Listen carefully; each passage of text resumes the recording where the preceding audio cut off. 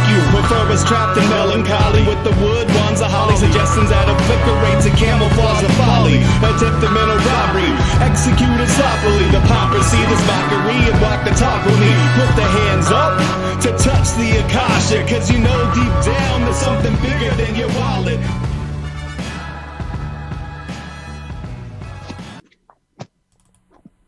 Sweet eternal balance of all that is good, true, and beautiful, friends. Tonight's episode of Rogue Ways is bound to leap to the top of my list of all-time favorites, as I am honored to talk with the decoder of biblical mystery, the lover of prophecy, history, and mythology, the researcher of all ancient faiths and their sacred texts, the illuminator of secret societies, and the author of the Genesis 6 conspiracy, the one and only Gary Wayne graces our presence tonight. Gary, it is my deep honor to have you here, and thank you so much for coming.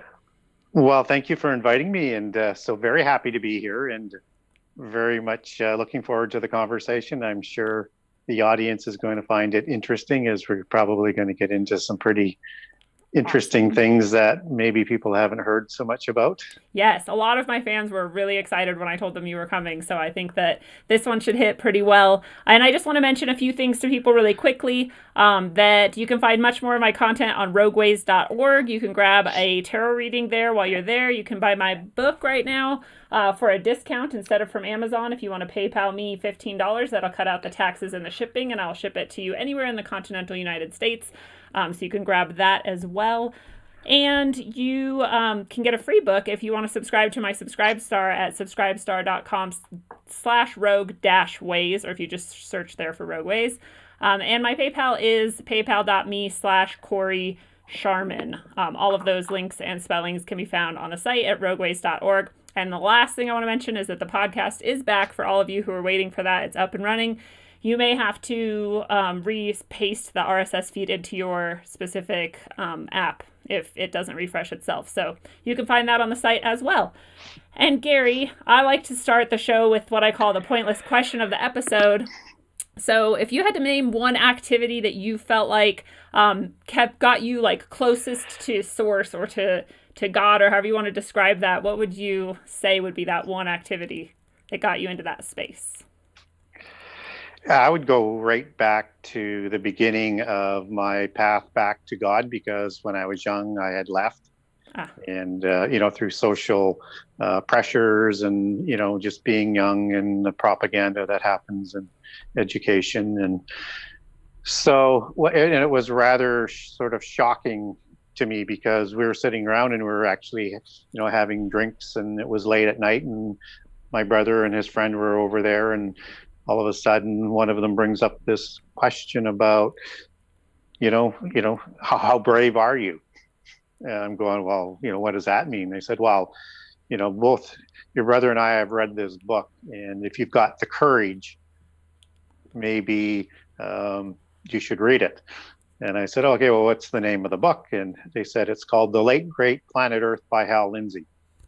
And so I said, okay, so what's it about? They said it's all about prophecy. And then they started talking about Antichrist, false prophet, and, just my, kind of making my head turn. But it registered with me. And so I thought, well, I'll read the book. And then I read the book. And then I thought, well, I better verify what he has to say, because although he scared the socks off of me, is it in context? Is it truthful? Is it accurate? All of those different things. And I was only somewhat familiar with the Bible, in that sort of detail. So I started to check out all of his quotes and his references, and I found out he was accurate, at least, from that perspective at that point in time. And for the most part, he's been pretty much bang on, even when people were disagreeing with him. And that stunned me. All of a sudden it hit me at a point where, how could a book that old talk about these events into the future and be so accurate? And, everything sort of became clear at that point, although that was just sort of my beginning of my path back to God. It was just this clear, instant sort of realization that everything that I understood previous was meaningless, and what I might be about to learn was really, really important. Wow. What's the name of that book again? The Late Great Planet Earth by Hal Lindsey. And he wrote many, many books. He actually still has, I think, some programs on. He's getting to be quite senior at this point, but as you can imagine, because that book came out in the early 70s, and I read it, I think, in 1980 or 1981. And and I bought many of his books. And he was way ahead of his time on Bible prophecy. And I'm still a fan. I've got in my library many of his books, up in the top, probably right immediately behind me. Probably have a half a dozen of his books all in paperback, and I underlined everything and starred it. And It's the best way to read. yeah, so he's the one who, through my friends, he's the one who said, you need to have a look at this. I love that, in that time period, what was considered sort of like a dare to see your bravery was like reading a book. Yeah. So I feel like that would not really happen anymore. Probably not. And I was an avid reader, and I still am. So Yeah. it was not that, it wasn't really out of my comfort zone. What was out of my comfort zone was to read a book like that. Yeah. And, going into it, I was really cynical about it. I was like, I'll read 10 or 15 pages and I'll say that's garbage, and I'll be, off to what I was doing before. But no, he kind of got me right out of the gate. So I love that you went through this period of sort of, the almost like the Rumspringa of the Amish or whatever, which all kids kind of do, I think, where you kind of rebel against whatever and you sort of leave whatever path. And I think it gives you good perspective when you come back then. Yeah, it does. It really, really does. And even at that point in time, I'm still not a full believer. I'm still being a contrarian. I want to verify things myself.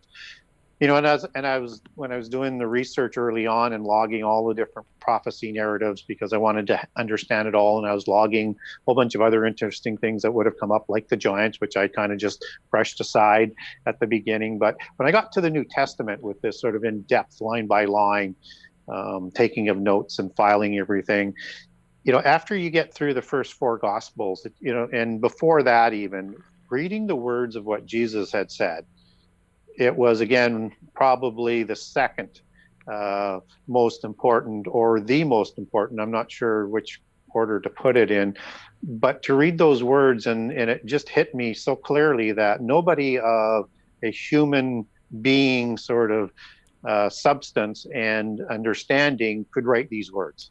It was just, everything was so clear, so beyond what everybody else understands and talks about, that it just had to be who he said he was. And that was another sort of real crystallizing point of my discovery, that sort of said continue, because you're just skimming the surface. Yeah.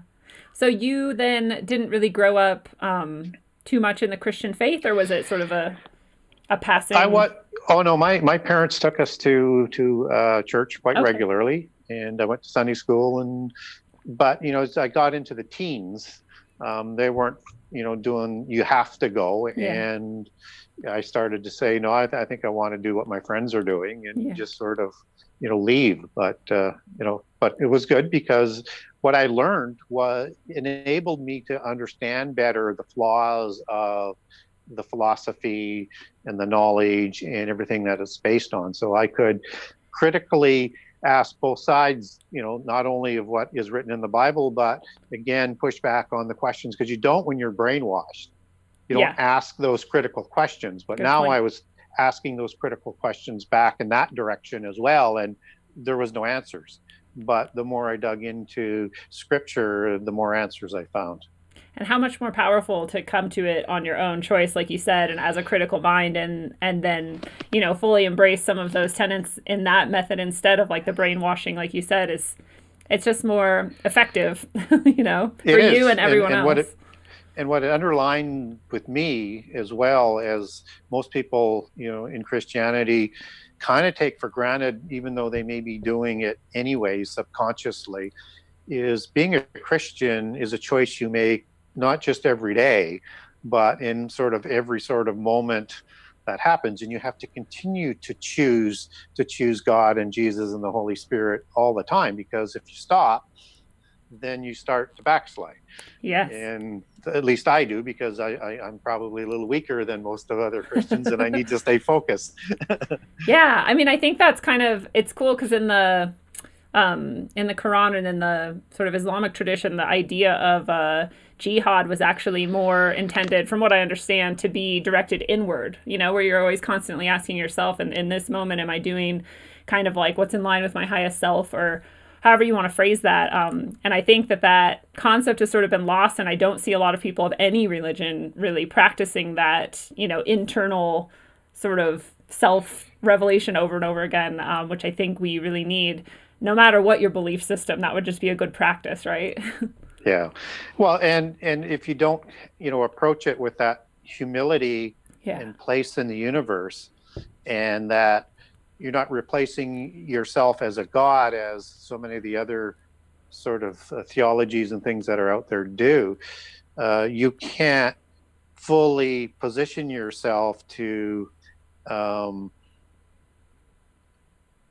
understand what your belief is and how to go about portraying that belief and manifesting that belief in a proper way, because you have to understand who you are and where you are in things, and then you can start to project in a way that is consistent with what your beliefs are. But if you get that in the wrong order, you're not projecting God's beliefs.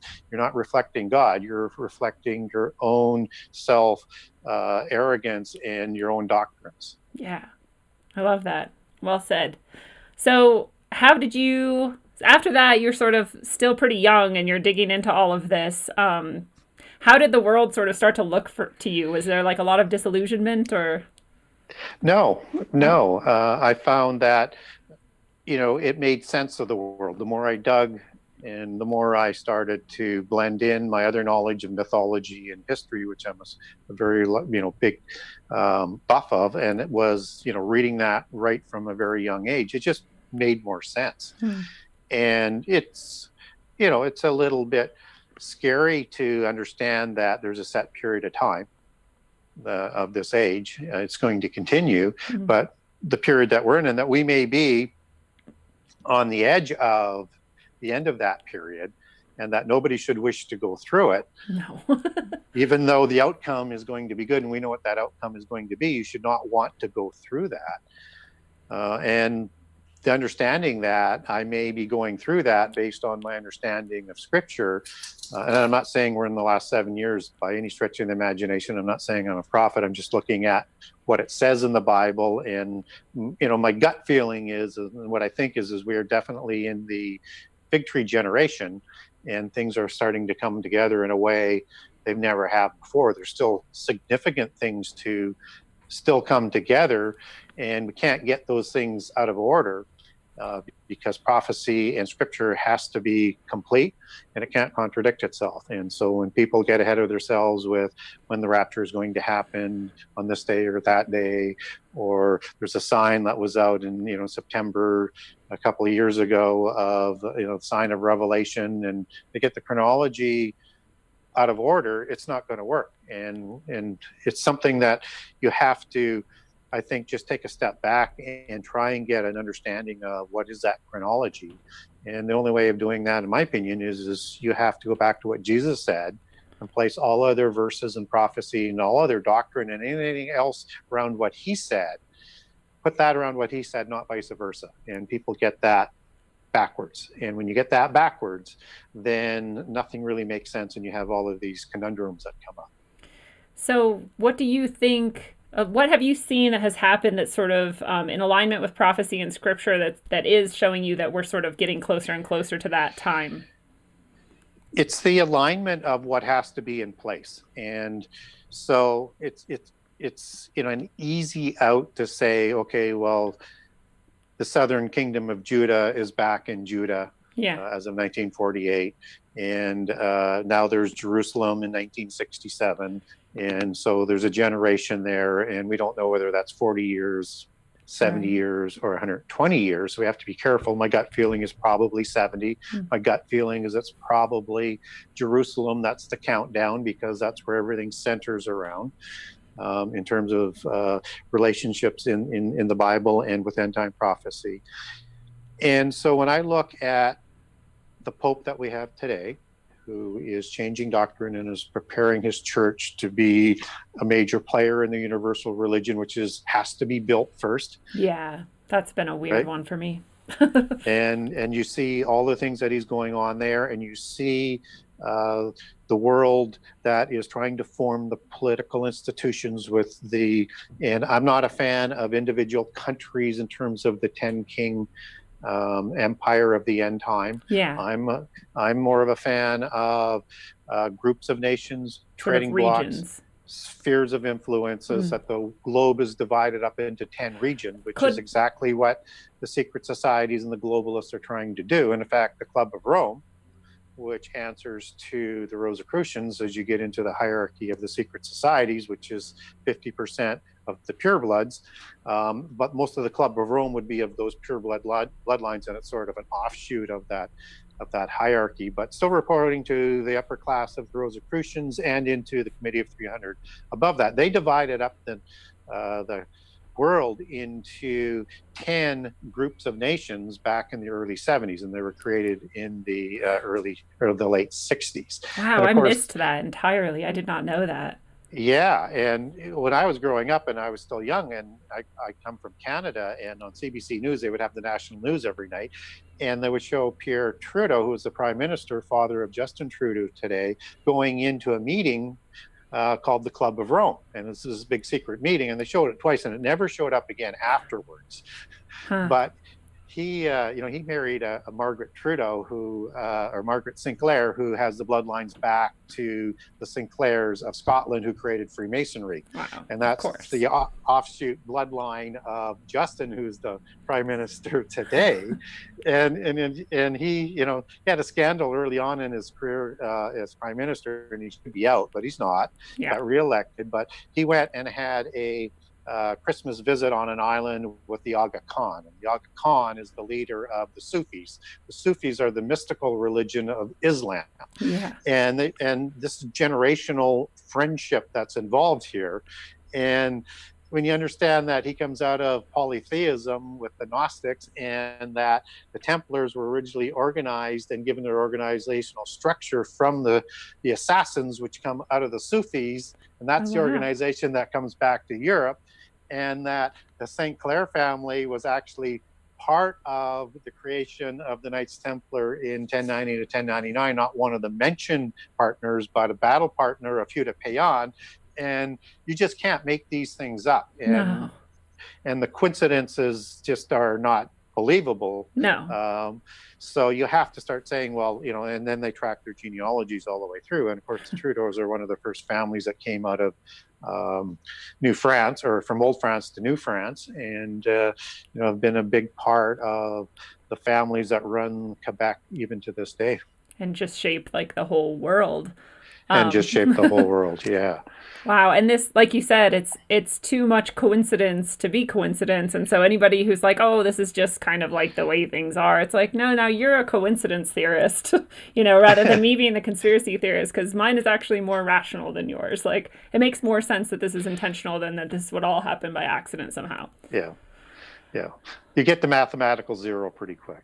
So when you say the when you say the purebloods, do you mean those ruling families who have protected their bloodline so viciously? Yes. Okay. Yeah, I do. And they, will tell you that they take their genealogies back into the mists of time. And if you listen to Prince Charles, and again, this is easily found, and people want to get a hold of me through my website, genesis6conspiracy.com. I'll send you the link if you want it. But he actually takes his bloodlines not back, to the traditional line of the Hanovers and intermarriage with the Stuarts and things like that, which is all there. He also has a lineage that he brags about that goes back to Vlad the Impaler. I feel like Vlad the Impaler is like the head of a lot of people in these families, right? Like, why is he so important? Well, he's got pure bloodlines back to, in their belief system, the Scythians. And the Scythians are the giants that show up immediately after the flood. So is this a coincidence that the Sith in Star Wars are called the Sith? No coincidence. No. Okay. Star Wars is absolutely loaded with occult religion, names, and you could do a whole show just on Star Wars analogies. The Jedi actually has that etymology back to the jinn of the Quran that you're talking about, and Wow. of course it's a bloodline. You've got Luke Skywalker, and that comes from Loki Skywalker, as he's called in Norse mythology, Oh, I who's a didn't realize giant. that. Yes, Oh. and son of the gods, as the Nephilim are, and on and on and on. So we won't, I won't get into the minutia on Star Wars today, but Yeah. easily you could just do a whole show just on all of the history, genealogies, and belief systems that are put into Star Wars, or most other science fiction, or fairy tales, or Shakespeare, or most of the literature that we get handed down through history. Yeah. And so do you think that that is on purpose? Like they have to somehow kind of tell us what they're doing? Or do you think they're mocking us by just sort of making it obvious to anyone paying attention, but no one sees it still? Or why do you think they do that? Yeah, I think both. I Okay. think both. I mean, certainly there seems to be this odd thing, and it could be just arrogance. Mhm. I mean, let's face it. They True. get their ideology and their bloodlines, as they say, from the arrogant, prideful ones, the ones full of hubris. So why wouldn't they be as arrogant as the people that they document their genealogies back to, that gives them, as they would say, the divine right to rule from the gods, as being the offspring of the gods and humans. And so the other thing is that they like to keep their history alive and in plain sight, knowing that people don't understand the language that they're talking in, and that they're continually doing a number of things by doing so, that because they make it very, very popular. And wonderful narrative writings. I mean, Lewis and Tolkien and everybody, I mean, they're wonderful storytellers, right? Yeah. But they're telling occult stories. And so it's designed to brainwash and prepare people for what they're going to bring about, to more easily accept in the end time, and to be deluded and deceived, and also to, in the meantime, lead them away from God in a way that they're not recognizing it, but filling them with polytheist doctrine. Yeah, good point.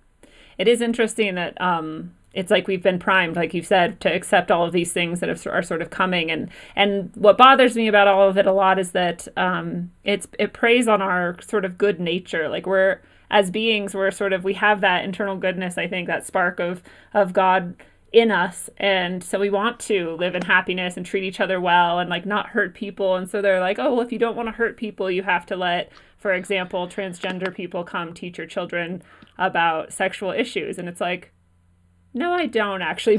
But you've played this really good game getting people to buy into that. It's really disheartening, and it's really mean.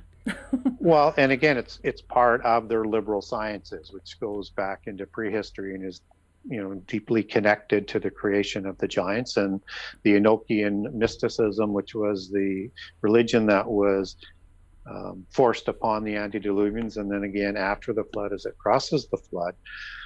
And when I talk about Enochian mysticism, so that people understand what I'm saying, I'm not talking about Enoch, son of Jared of the Seth line, who was taken to heaven. I'm talking about Enoch, first son of Cain. Oh, and most people don't realize there's two Enochs. I didn't realize that, and this is like a synchronicity for me, because I just learned that maybe a week ago, and I still haven't explored it yet. So that's really interesting that we have these two characters with very unique sounding names, but they're totally opposite. Well, if you look at both genealogies, then there's identical names, and there's names that have almost an identical pronunciation.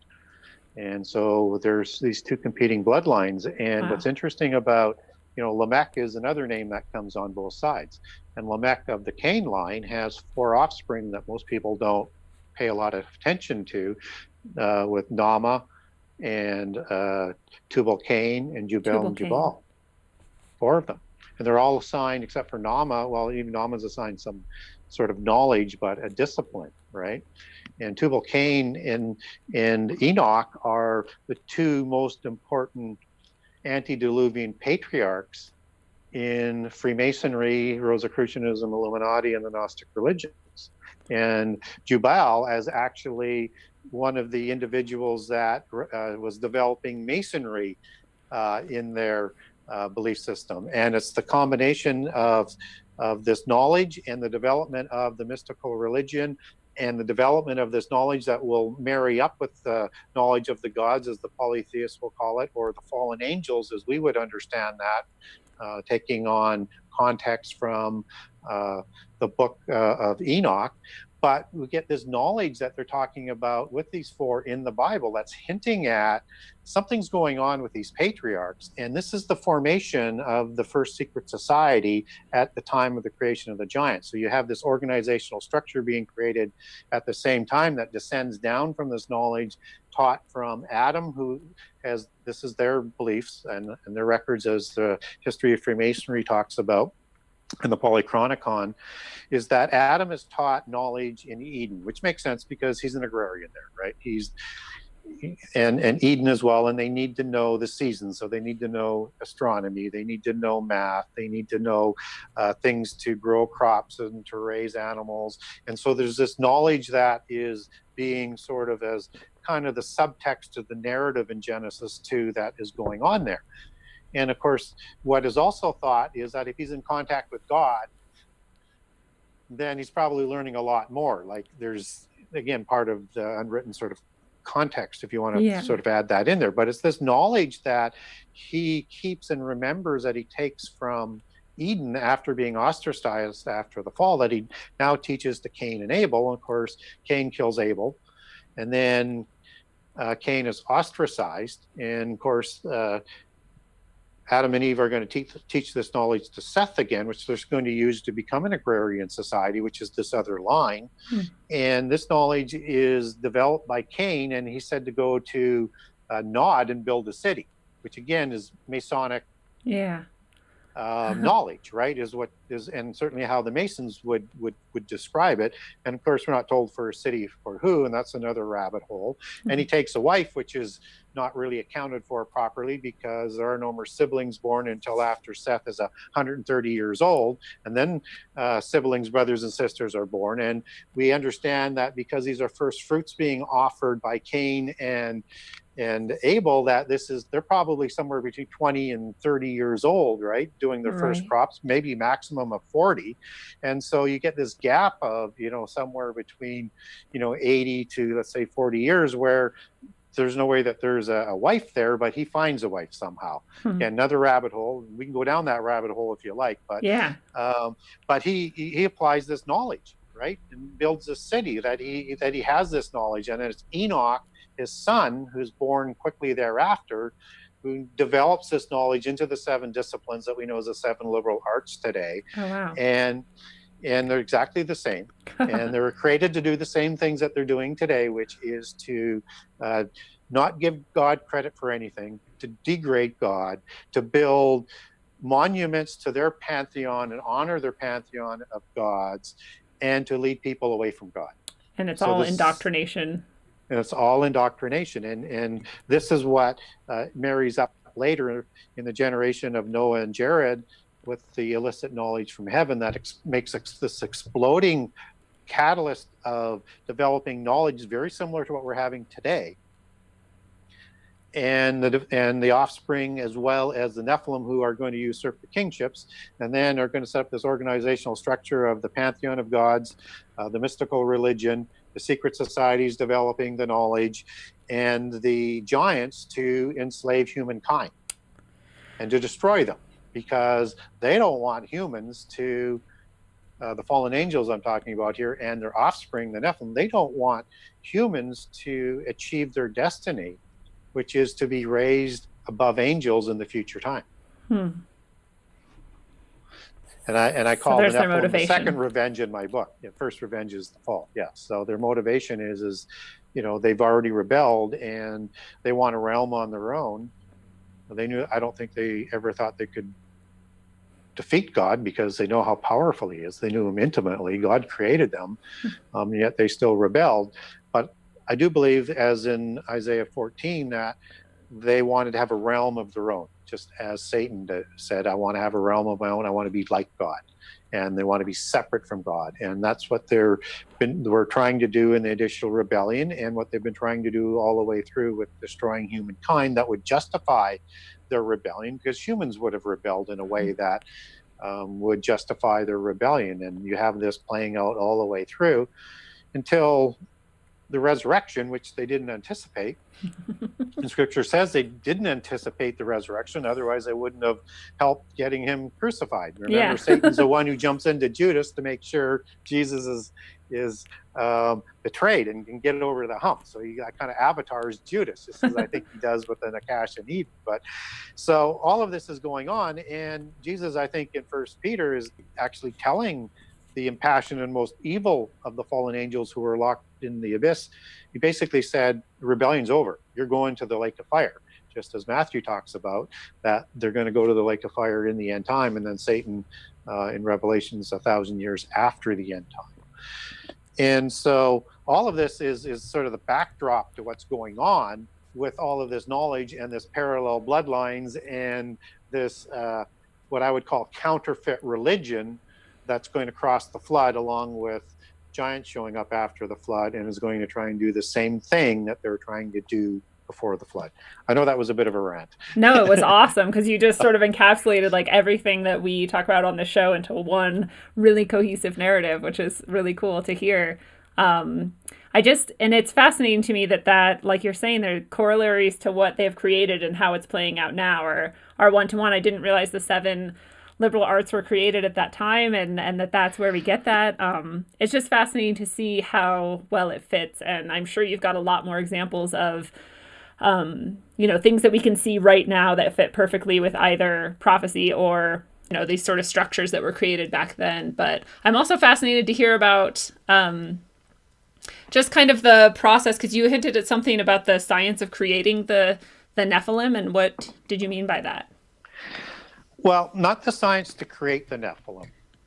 That's clearly, as scripture says, was a copulation, and it's seemingly quite consistent throughout polytheist history. But this knowledge to change DNA and manipulate things would be part of the knowledge that I think that they developed.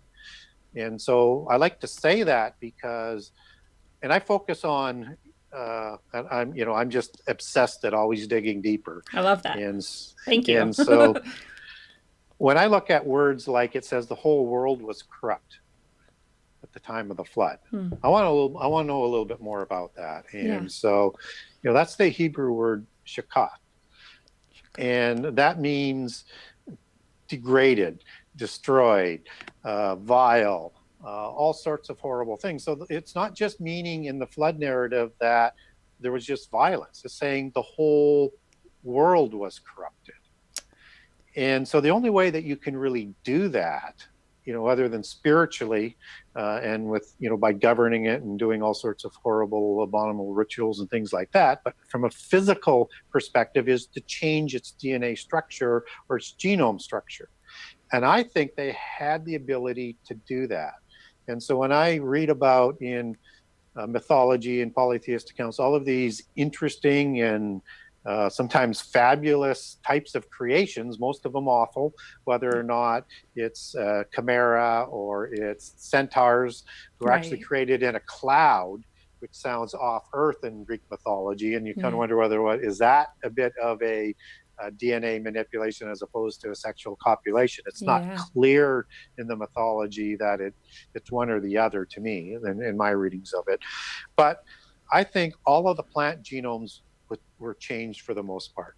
I think all of the animals, for the most part, their DNA were changed. And so whether or not, we see Pegasus or Cyclops or all of these different things that, and there's just hundreds of these different types of creatures that are described in mythology, I think that's quite likely that was going on. And I also think that that's why God called all of the animals he wanted to the ark, both clean and unclean, so that what was going to restart after the flood was going to be free of that corruption.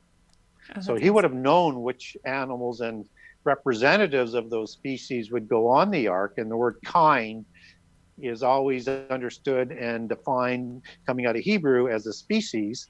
So not every brand of every kind of animal, just one representative would have been put on there.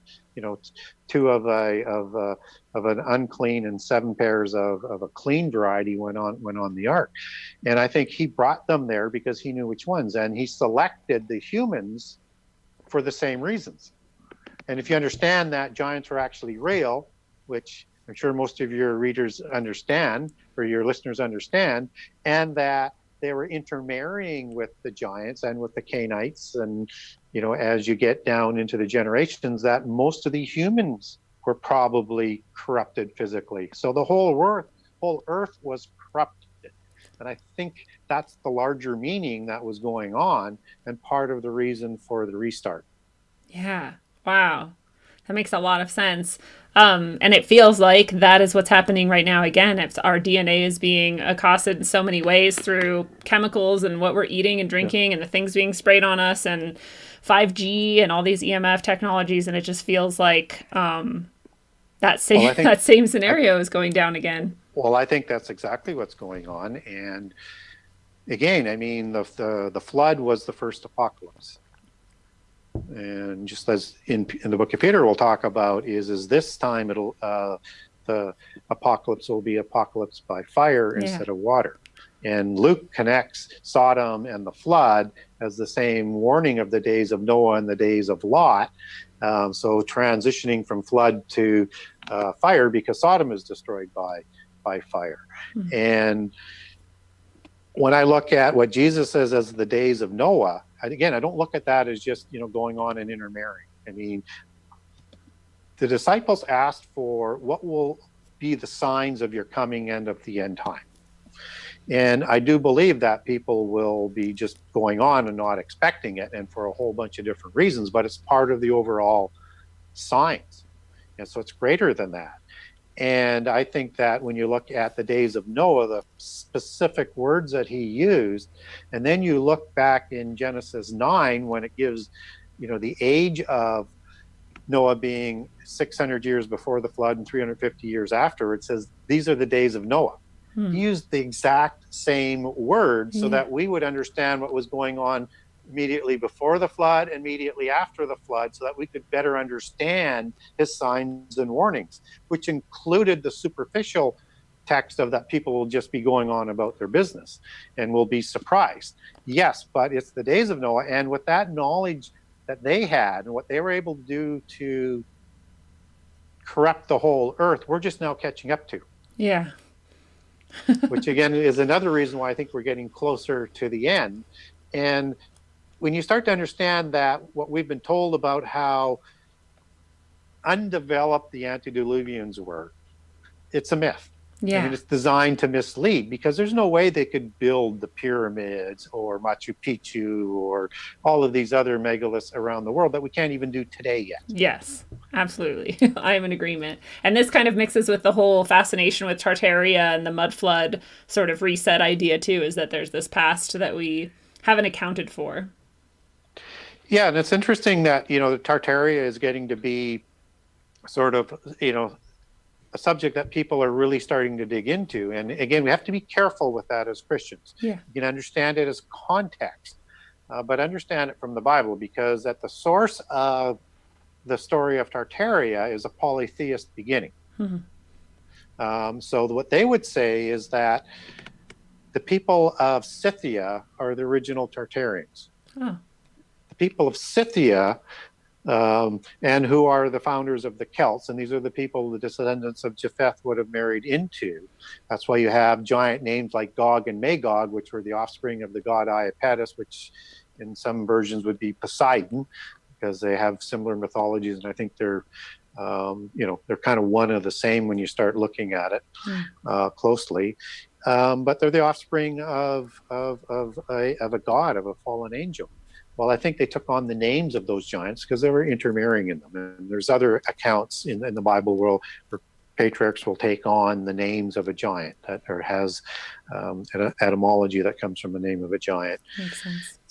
And so in that belief system that comes out of Greece and the Gnostics is that these giants escaped out of Tartarus, or the abyss, after the flood. they account for that in the rebellion of the giants being putting into Tartarus, or the abyss, after losing the war with Zeus, who puts down the rebellion of the giants along with Hercules. So Hercules is a good Nephilim, and he's fighting Poseidon and the Atlanteans as sort of the evil Nephilims, right? Yeah. And they escape after the flood. And there's two races of these that are basically understood as Scythians and or the Tuatha De Danann, or the tribe of Danu, as they also are linked back to. And one is red hair and hazel-eyed, as Vlad the Impaler was, and pale skin. And the typical Tuatha De Danann of Ireland and England. And of course, they have strong mythology of Gog and Magog and Albion. And Albion is part of the Albigens, which is one of the lines of the bloodlines that is so popular in Europe, but it's another rabbit hole. But stay on topic. Then you have the blonde hair and blue-eyed ones that are pale, that went up the Danube and into Russia and into Germany and into Norway, which is where the Aryan mythos is overlaid onto the gray ideology of the Nazis in World War II, which is completely analogous. And I have a great chapter on that in my book, For the End Time, and a whole bunch of different things on that. And this is who the Scythians come out of. These are the Scythians. And it's the Scythians who are the giants that are going to, according to their belief, migrate down into Sumeria and into the Middle East and intermarry with humans and start the giants of the Middle East, as opposed to them being created. I tend to fall into a second incursion position as opposed to surviving the flood somehow.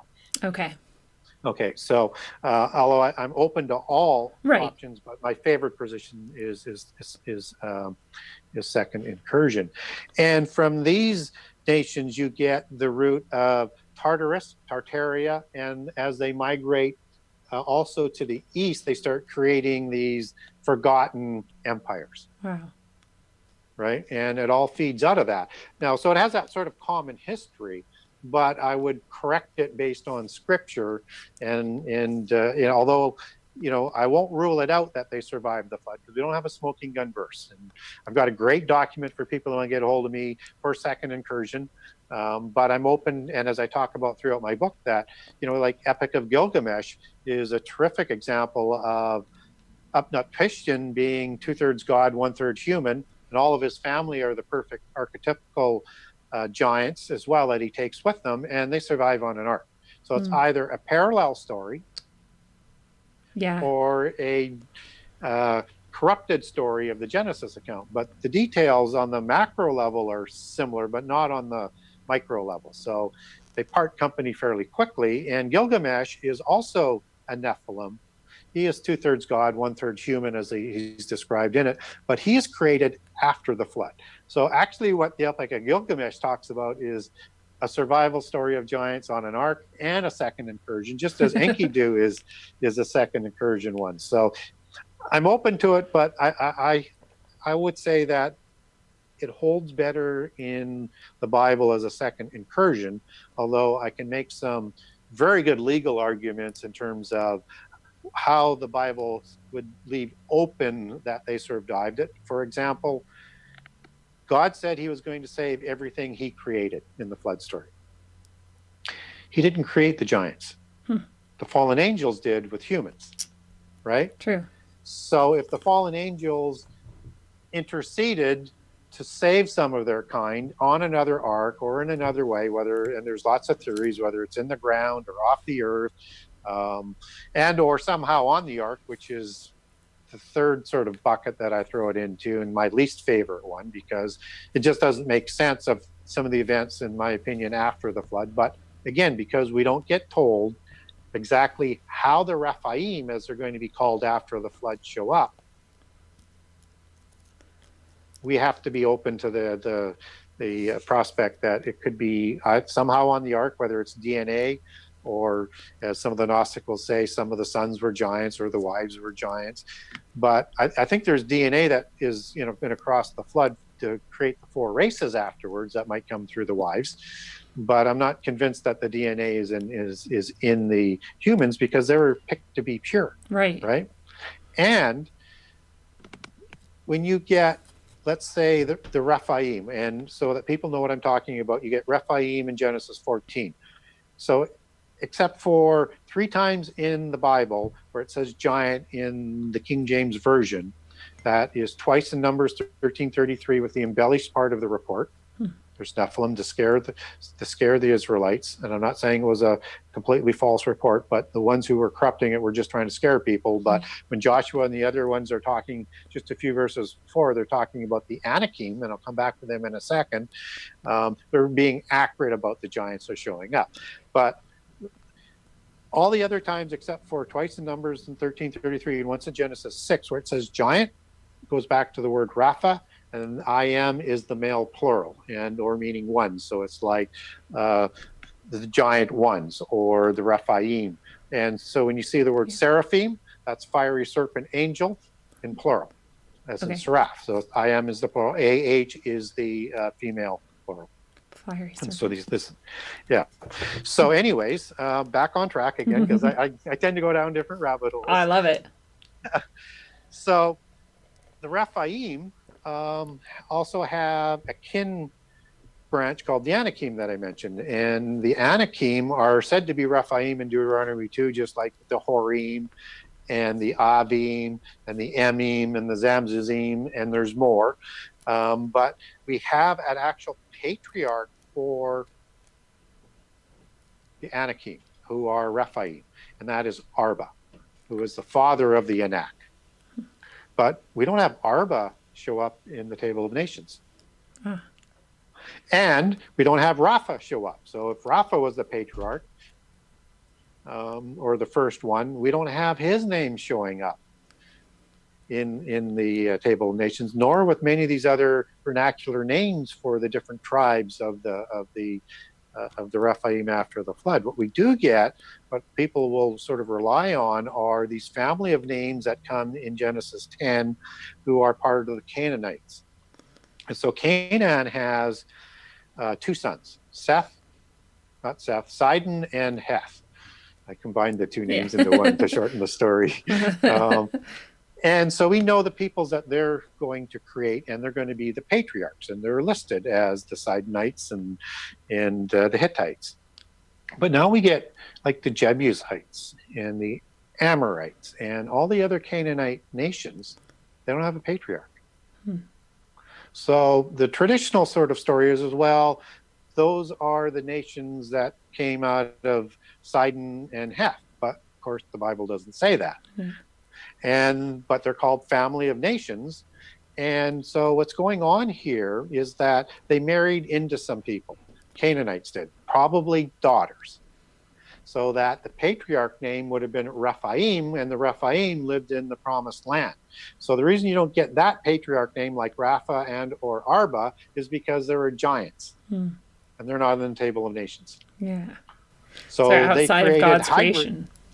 So now you create the hybrid nations of the Rephaim giants and humans, as well as having the purebred Rephaim after the flood. And that's why Amorites, who aren't described as Rephaim ever, because they're a hybrid, but are always described as being quite a bit taller than humans, but not as big as the giants. Like in Numbers 13:33 with Seshai and Talmai and the 3 Anakim kings as an example. And we know that story is true because Deuteronomy 1 will talk about, or is it Deuteronomy 2? I'll have to double check that. But it will retell the same story as being told in Numbers 13:33, or Numbers 13, but not the embellished part with the Nephilim. But they will talk in the account as what Numbers 13 talks about, and in Deuteronomy 1 will talk about not only the Anakim, which Deuteronomy 2 will tell us are Rephaim and giants, but with a people also who are larger and taller as separate. These are the hybrid families, and the Amorites and the Canaanites and many of the other ones are included on that as part of that in that story that's talked about in Numbers 13. So you have a bit of a distinction going on there, but that's also part of the reasons why I don't think it's from the wives or the DNA on the flood that created the giants. Wow. So this is kind of random, but you're just making me think about all this intermarrying and interbreeding and, humans. I was down in, I don't remember where I was in the South that I was on the river and, I was in, I just had the name and then I lost it. Anyway, I was somewhere in Georgia and I was Savannah. I was in Savannah, Georgia, and I was walking down to the waterfront and the steps that I was walking on were so tiny. And I was like, well, people used to be so much smaller. And then now you have me thinking, like, do we all have some giant DNA in us? Like, are we all corrupted in some way? Well, there's a possibility. You have to be sort of open to that. Yeah. After all this time. We are getting bigger, whether or not that is from just better nourishment or it's actually, some DNA corruption. But, if you look at it from, a lot of people think that Rh negative is the bloodline of the Nephilim and of the fallen angels that's inserted. And most of the royal families, like the Windsors, for example, have O negative. I don't cover that in my book, but I've got a great document again if people want to get a hold of me. I can send that to the people. I have lots of documents. So people have subjects, whether or not they want the argument why the sons of God aren't humans or why the sons of God are angels. I've got ones on that. I've got the demon connection. I've got the Nephilim wars and the conquest. Name the subject. I probably have a lot of research. A lot of research that will take Christians through by detail, verse by verse, and Hebrew and Greek definitions to give you the complete sort of fuller understanding of it. So that's beautiful. Yeah.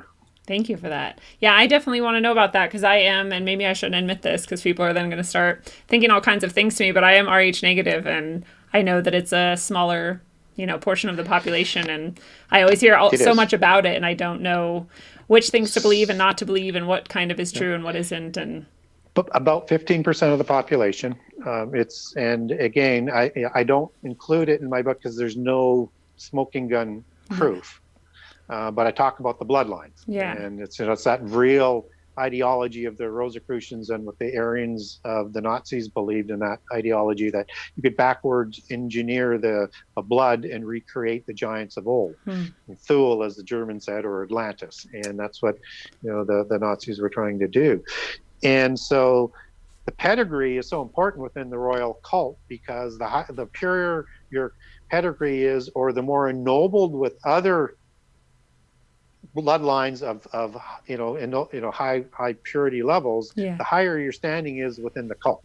That's why they're always intermarrying to increase their pedigree so they have a better position in the overall structure. And so when we talk about that, a lot of people think, well, if I got Rh negative, does that mean I'm not saved? Or, I know people will disagree with me on this, but physical attributes don't dictate salvation. Yeah. Your faith in Jesus does. Your faith in God does. Your faith in the Holy Spirit does. It's got nothing to do with physical traits. We're talking about a spiritual thing that is about salvation and being reborn and having faith in Jesus and God and the Holy Spirit. So don't worry about that. But they would also say it's more than just the blood in terms of what they identify themselves as they believe in the gene of Isis. And that starts to make sense of the insertion somewhere along the lines of Rh negative because it comes out of nowhere. Only the timing of that is being debated. And to change the blood within your system, then you need genes and DNA that's going to be able to do that. Yeah. It's not just the blood. It's got to be produced by your DNA. And that's what they call the gene of Isis. So they're looking for more than just the blood. They're looking for the genes as well as they're data banking all this information so that they know who they will permit into their new age as they'll reserve it for in the end time as opposed to mundane Christians because they just want the descendants of giants. You would also know this as in the occult speeches of the Bushes, both George Sr. and Jr. with 1,000 points of light and the New World Order. Yes. That's the spark of the divine that they're talking about, that they're trying to unite with the universal religion and the New World Order that is going to cause harmonic convergence, as they talk about in their religion, that will allow them to evolve or quantum leap or vibrate, whatever the allegory you want to use. And they use several different versions of it into godhood. And so that's why they need universal religion and the world government in the end time. And they're going to work very hard to bring that about, but they can't do it until the restrainer is removed. So the 1,000 points of light, you feel like, is some kind of network of people who are all in their bloodline? Like, Nope. no. Okay, sorry. Not quite that way. I mean, that's how they'll perceive to bring about this evolution, but it's the spark of the fallen angels. Okay. That they say is in all of what they call of their descendants. Okay. Yuck. And they are definitely bringing about this world religion and the world government pretty easily with very little resistance, it seems like. And that's disheartening. But I always go back to this, like you said, earlier, that whatever, Satan jumped into Judas and caused this to happen and thought that was like, this hubris that you can kind of control sort of destiny, and they really believe that they're going to pull this off. And I just always think, like, even the negative things they're doing in some way are going to come back to haunt them, and I just laugh at them because they're so silly. Well, I mean, there's no way they can outthink the omnipotent God Most High. Yes, that's why I'm like, you can't even possible. Right. Yeah. You think you've got it all figured out. You think you have every single detail in line, but you don't. He's the Alpha Omega. He knows how it's all going to come out. How do you jump ahead of that? You can't. It's not possible. So, and which is why they knew that they couldn't win. But they were just trying, as I said, I think they were trying to have their own realm, as Isaiah 14 talks about. But that doesn't mean, though, that they don't deceive humans to thinking they can win. Right. So do you think that humans who sort of choose that route and are, because part of it seems so unfair to me, it's like I don't think people have a very fair chance always to sort of see through it all. And so do you think that they're sort of forever damned, or do you think that there's a chance for them? I think there's always a chance, except if you sin against the Holy Spirit, or blasphemy against it. And I think that has something to do with what happened with the giants as well, and it has something to do with the mark of the beast. Yeah. That changes the DNA or sins against the life-giving spirit from God in such a way that it's not going to be forgiven. But generally, Jesus' sins, or Jesus' atonement, is large enough, and a sacrifice large enough to atone for all the sins except for that.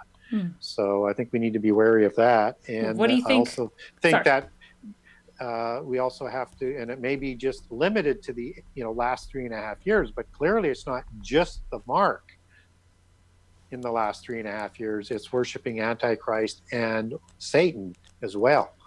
So there's a lot of Satan worship going on.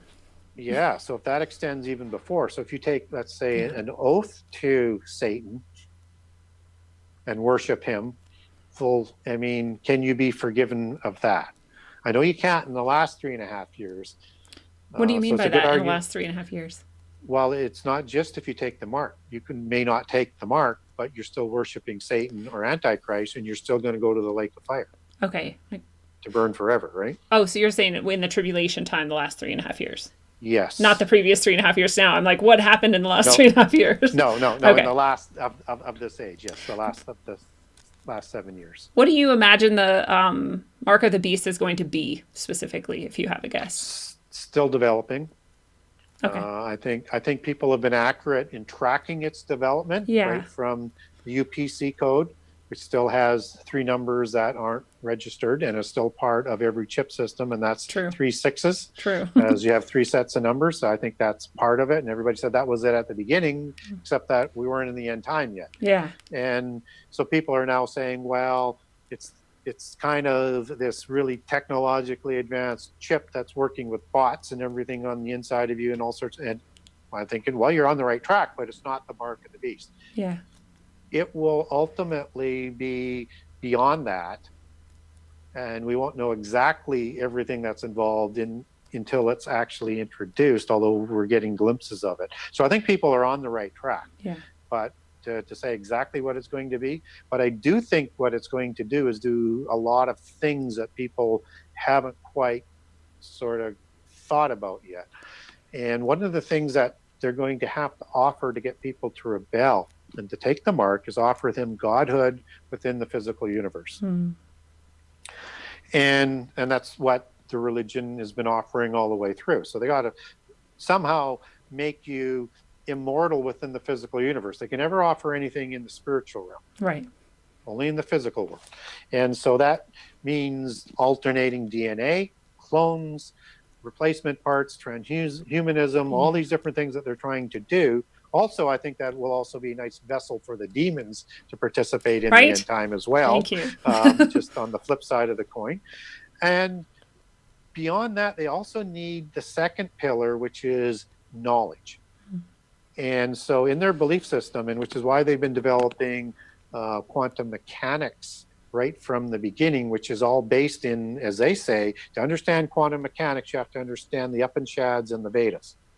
And all of the original scientists in quantum computing, and as they've come through, for the most part, are all into the Eastern religion to understand it better so that they can deal with it.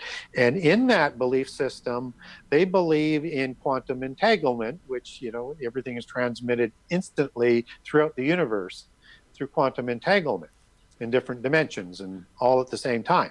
And there's this one particle that they're looking for, which is part of what CERN is designed to do, other than work in other dimensions, and why you need quantum computing with AI so that you can do more than one task at one time with the quantum computing. And they're looking for this Atma particle, as well as probably trying to get into the abyss. But yeah, let's stick with the quantum knowledge thing that they're trying to do. Right. And that particle that they call in the Upanishads and the Vedas is called the Atma particle.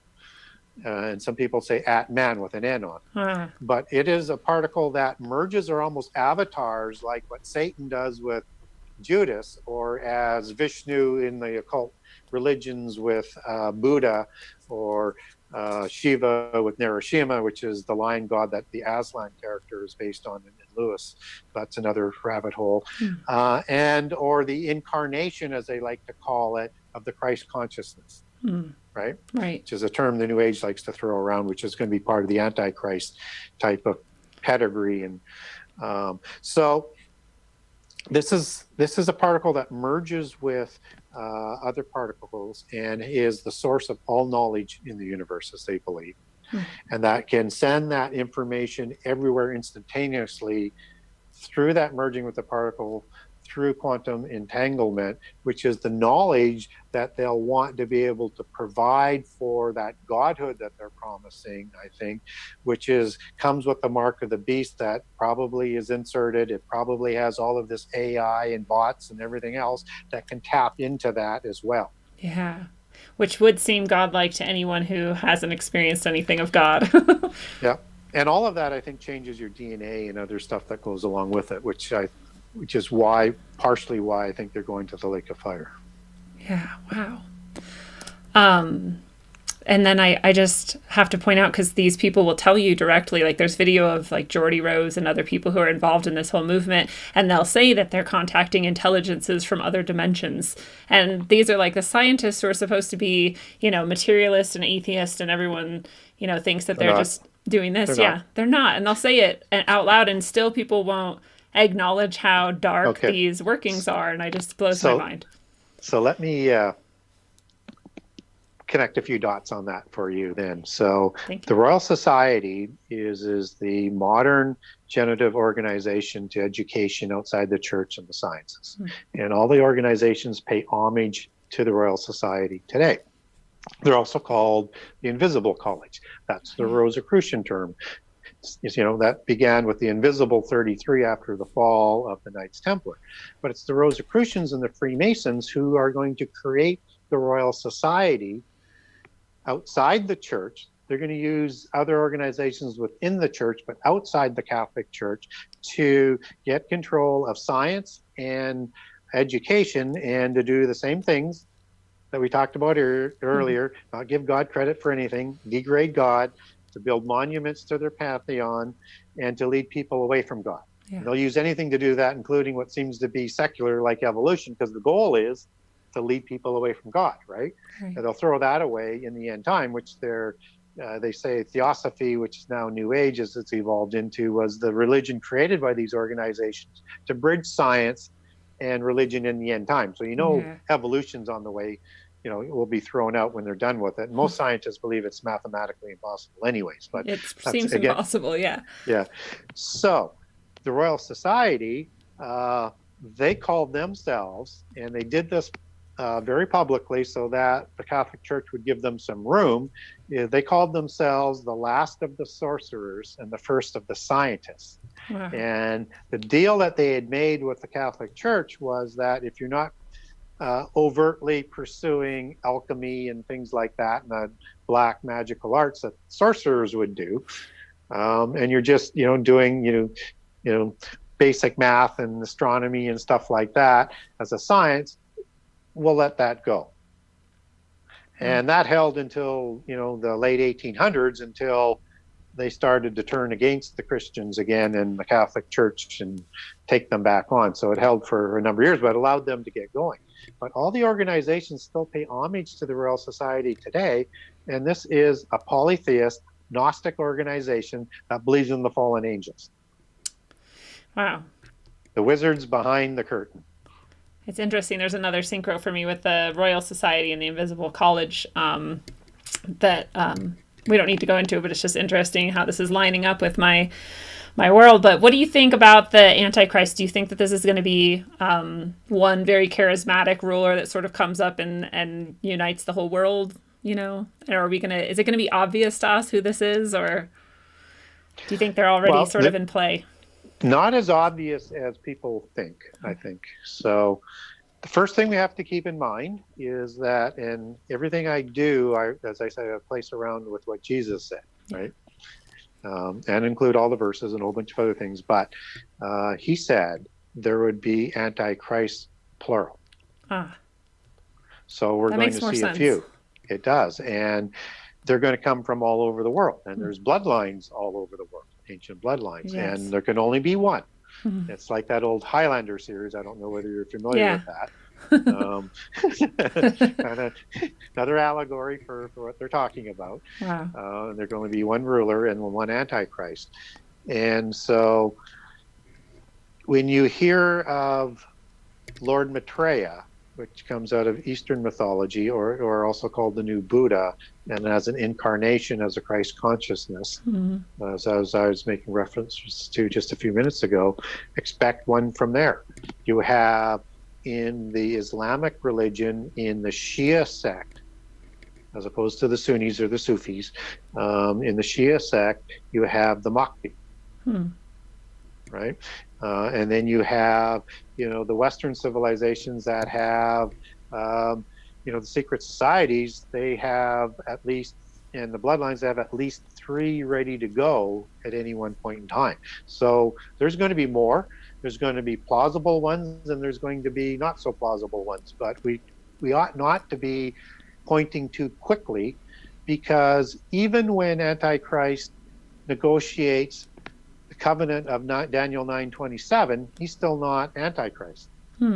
We'll be able to identify him, but he's not Antichrist until the midpoint of the last 7 years, as Second Thessalonians will talk about, Revelations, Daniel at the 3.5-year midpoint at the abomination, when he's going to crown himself as the King of Jerusalem in the temple, which is part of the bloodline titles. And if people are saying, well, where does that come from? Well, it comes through the Templars being crowned in 1118 on a small prairie on the Rock of Zion as descendants of the Merovingians who have the Benjamite bloodlines. Joshua gives Jerusalem to the Benjamites. And that bloodlines go back to King Saul and others as they scion everything in with the Nephilim bloodlines. And that title today is held by the King of Spain, King Philippe, who's son of Juan Carlos, who had it before, and it was the Habsburg-Lorraine family that had it before, and it goes all the way back to these kings that formed the Templars in Jerusalem. And the first king of Jerusalem was Baldwin II, which is a brother of de Bouillon, one of the founders of the Knights Templar, and they're part of the Anjou bloodline and part of the Merovingians, and all, as I said, they all take their pedigrees back to the fallen angels. And so they have these figures available all the time. But even though these organizations, religions, and um, parallel organizations around the world all work directionally in the same direction, there can only be one. So there's going to be a little bit of confusion that goes on. And so even when Antichrist signs the covenant, you're going to see other Antichrist figures that are more prominent at that point in time. But Antichrist is going to use all of this to help create his pedigree. So just as the fallen angels wanted to create a counterfeit realm, everything about Antichrist has to be counterfeit of what Jesus does. Like an inversion, right? Yeah. Like an inversion. And he will receive a mortal head wound, have a counterfeit resurrection where I think Apollyon, Abaddon, avatars him because he's the one who comes up out of the abyss.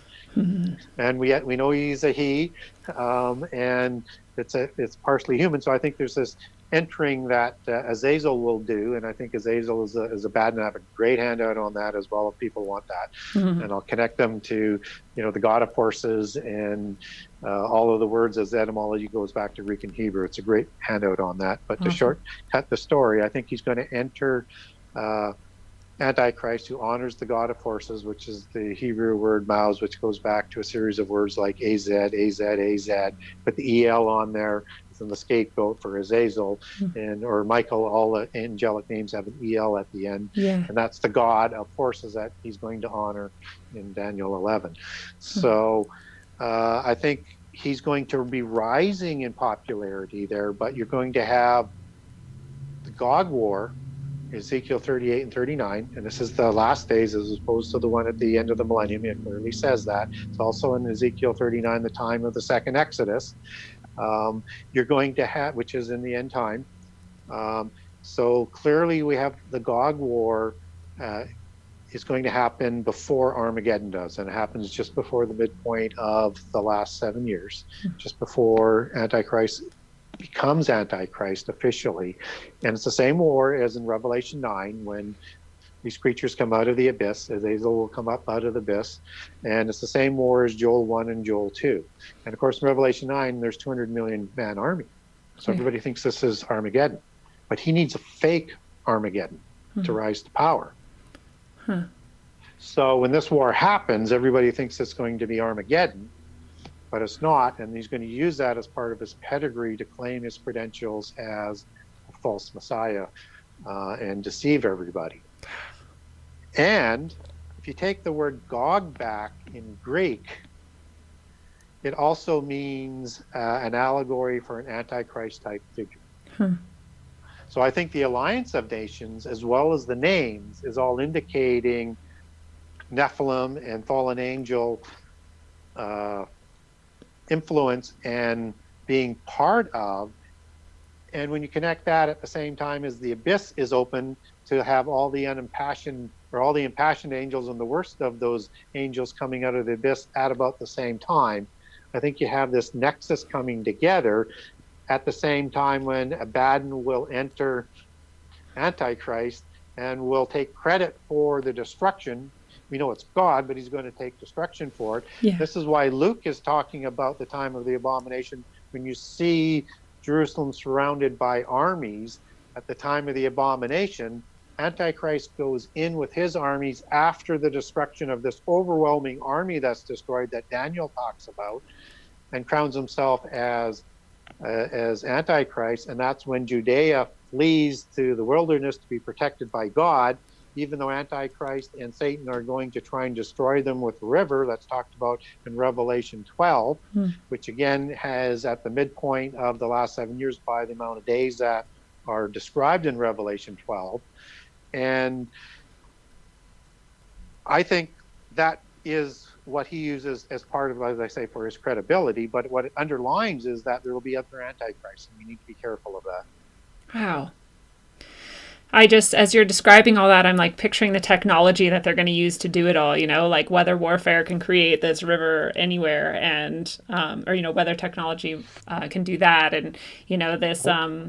Well, let me tell you about what the Old Testament tells you about this, just quickly. So in the book of Isaiah, you have a annulling of the covenant of death. And everybody says that, well, that's not the covenant that's being talked about in Daniel 9:27. Yes, it is. And he is annulling that covenant. And if you look at that timing of that verse and its related verses, it talks about this overwhelming scourge that is coming for Israel, who has awakened, and along with Judah, to meet up with Judah in the end time, that is going to carry many of them away. This is that river that is talked about that happens at the midpoint, at the time when the covenant is annulled. Wow. That's fascinating.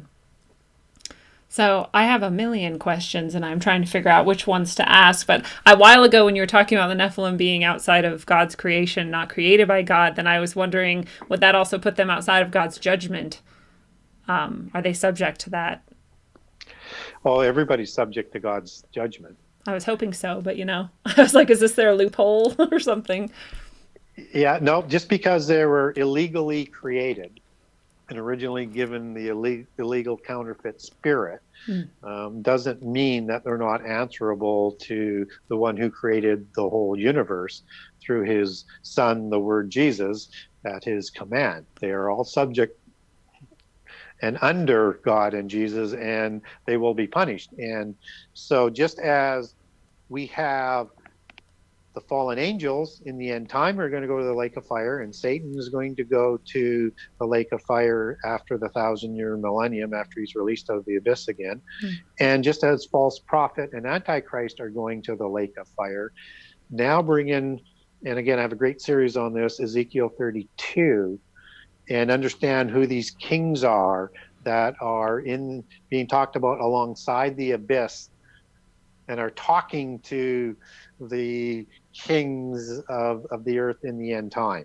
So they're all going to the abyss where the other ones are, and then they're going to the lake of fire. That'll be a great time. Not the time leading up to it, though. So what is your then idea about the sort of cosmology that exists? Do you think that we're on a flat plane and that there is no way to get out of this space, or do you think that we have the sort of globe spinning in space and all of the planets, or what's your idea about that? Well, I try to be very, very careful and not get deceived by other side, and I'm actually agnostic on the subject. Me too. And I lean slightly away because there are certain things that the flat earth doesn't really fully explain as well. What I do know is something is going around something. Yeah. Right.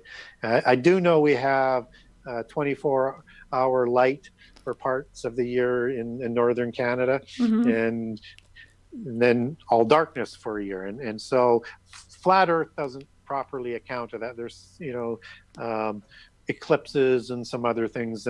But to study it properly would take a lifetime. Yeah. And so I like to verify everything myself, but to me, try not to be deceived by either side, and also understand that before the Royal Society, they believed in a flat Earth, more of a domed Earth. Right. So anything that they were believing in before that, I naturally have my red flags up about. Yeah. Now, I can also make some very good arguments for what the flat Earth people are saying as well. Right. But what I would say to people is it's not a faith issue, and don't let people raise it to being a faith issue, because it's not. And secondly, is just you don't always have to have a hard position on some of these things, because when you do, you're open. There are things that you have to, like who Jesus is, who God is, who the Holy Spirit are, and who created things like that. So, but on these other issues, it's okay not to have a position, a hard position on it. I'm in agreement with that. And so do you think then that there's this possibility that, because you had mentioned something earlier about maybe the Nephilim were sort of taken off Earth during the flood. So do you have is there anything that you think there is something to like ancient aliens or aliens at all? And if so, then where would they fit in?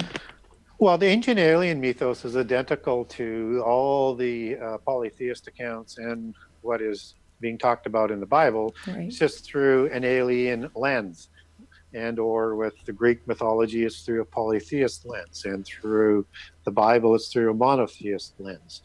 And so it's who you assign these individuals to be that is the difference, Right. right? And or how powerful they are. And so I think they're studying the same thing. I think they're, manipulating everything to their own uh, contrived, preconceived conclusions, and again trying to lead people away from God. And I think we're going to see an alien representation in the end time, and I think they're preparing people for that. And I think that's all part of the deception in the end time. So, and I also should mention, when we're talking about the flat Earth and NASA and science, I'm really hard on science.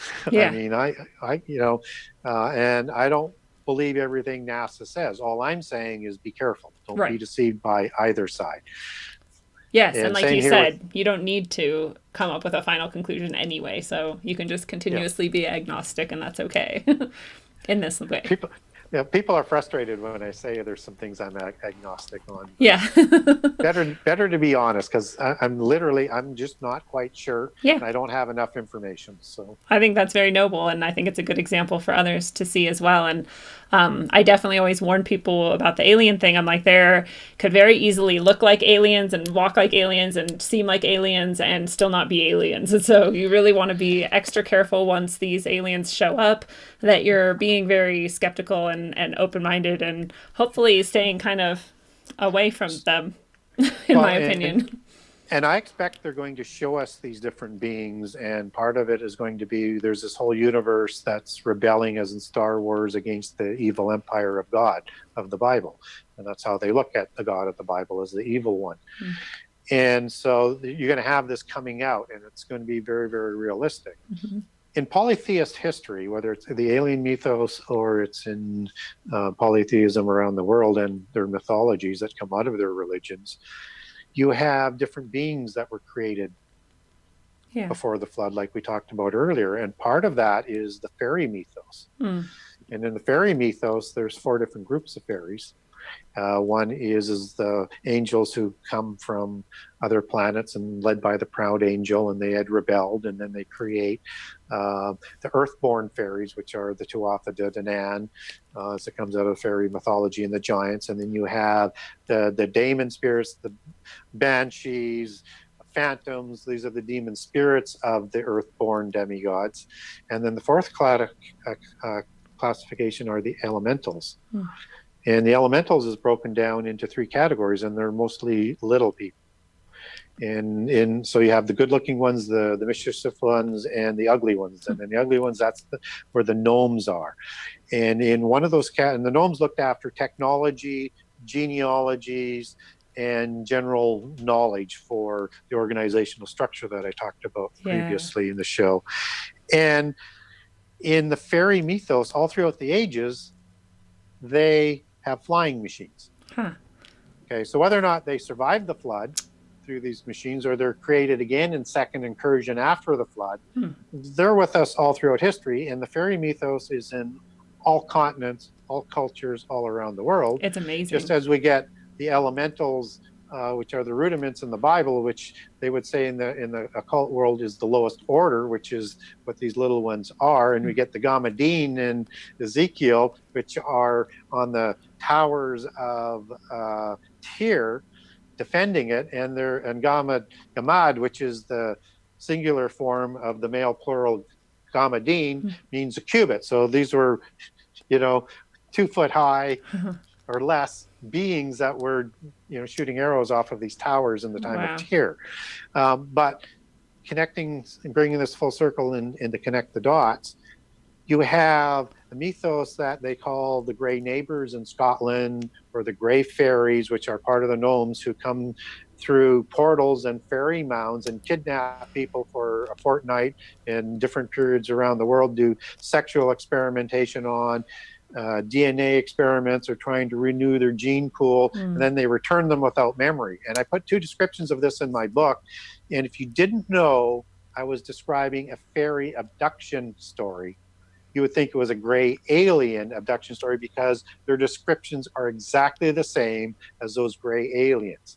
Absolutely. So expect they're going to show that, just as you get the serpentine beings as part of the the reptilian sort of mythos in the alien mythos, and that is either Nephilim or Nakash as a type of being. And who knows, did the fallen angels save some Nakash before they became crawling on their belly? And or are these some purebred Nephilim who still have that serpentine look? Because many of them look like their fiery serpent fathers, the Watchers. Wow.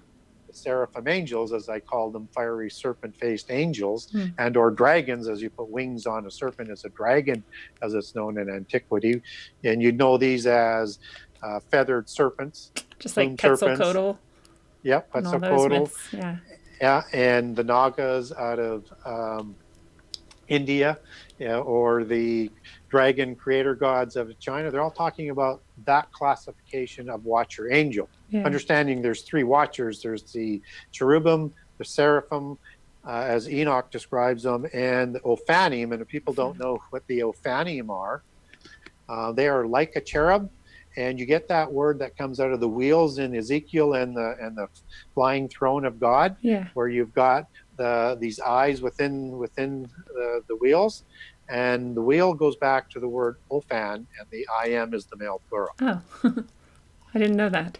That's fascinating. So there's obviously those aren't necessarily evil creatures; they're angels.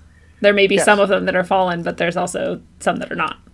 One would expect that some of each of the classification would have rebelled. And what we do know is in Revelation, the first few chapters, it says there's 10,000 times 10,000 angels, which would be 100 million.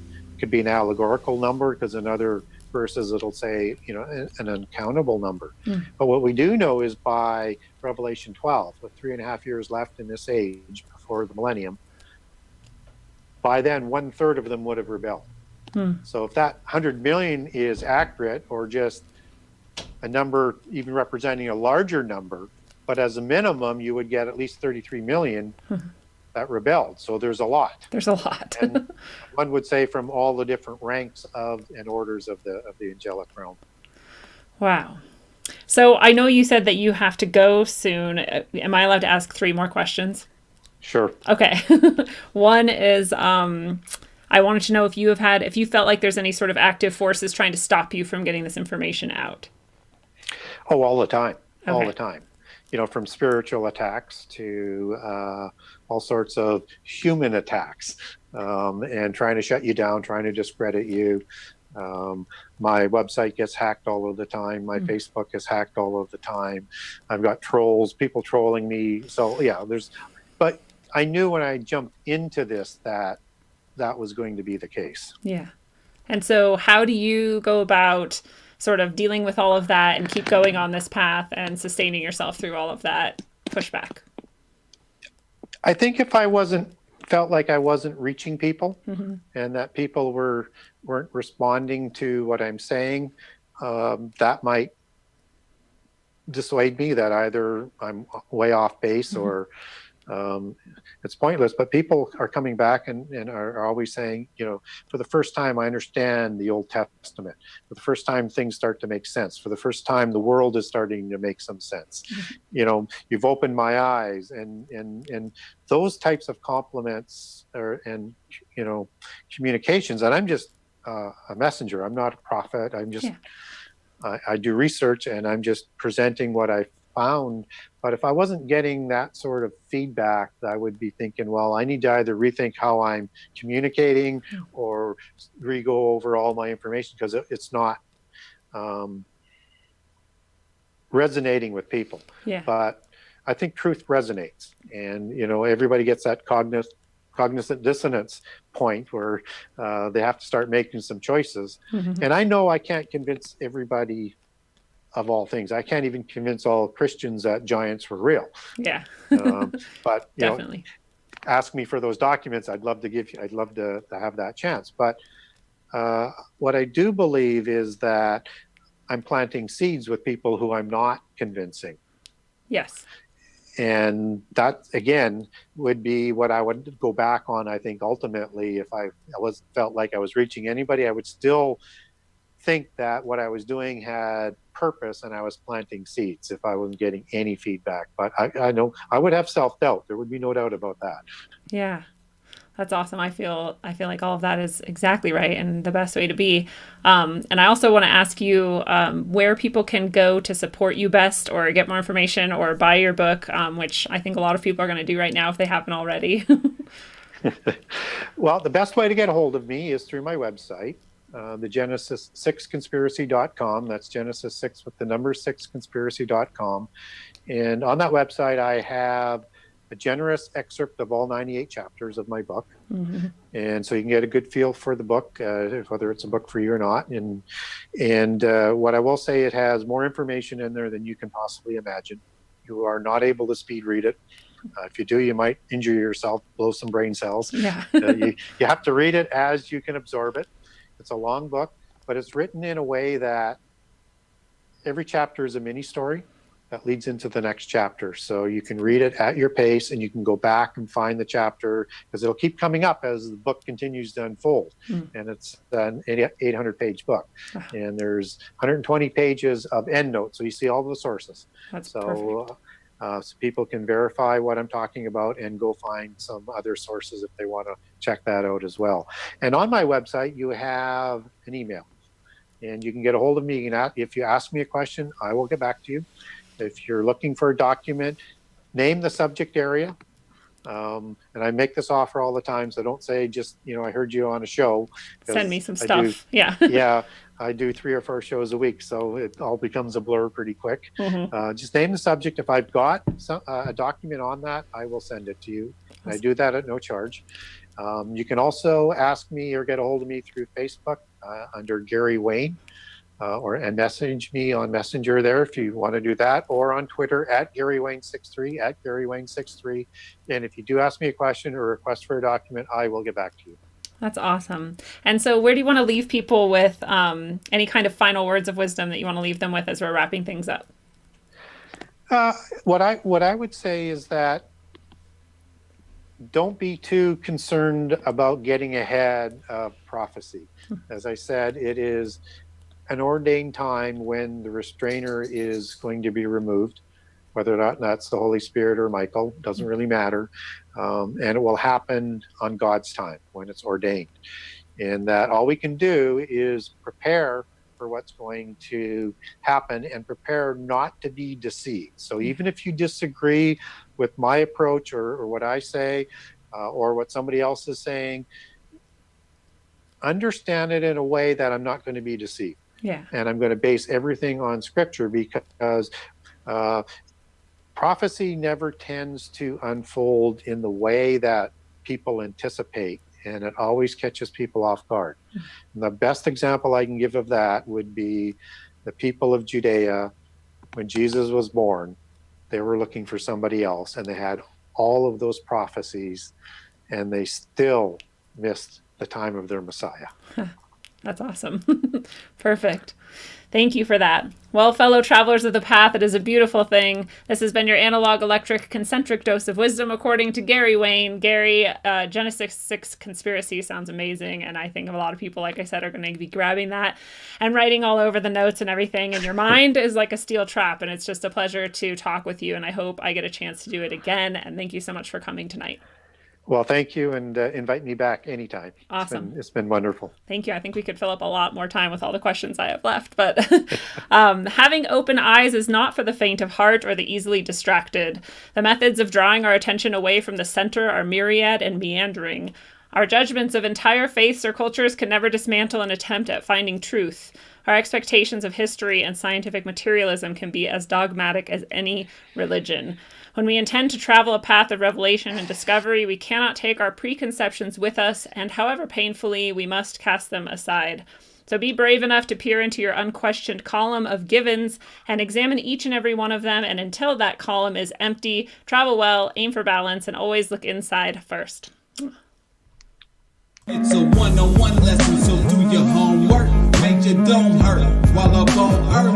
My bones are blessed from holy dirt. Vibes manifested to words that told me search for verbs and adjectives to describe birth. Worth more than one can speak. While the tongue feeds a weak, a sour taste in your mouth, bittersweet. Words can also kill you when you sleep. Mind condition, low frequencies while the subconscious mind listens. I can television filled with lies disguised as truth, and spread it like the word to the youth. Watch the tube. A place where the God gets food is sorcery. To recreate the God forgery does more than meets the eye. Not too many know. Just hear me flow like the eye of Horus Henio. Yeah, not ready to leave until we believe we're free to go. You hear me? Go.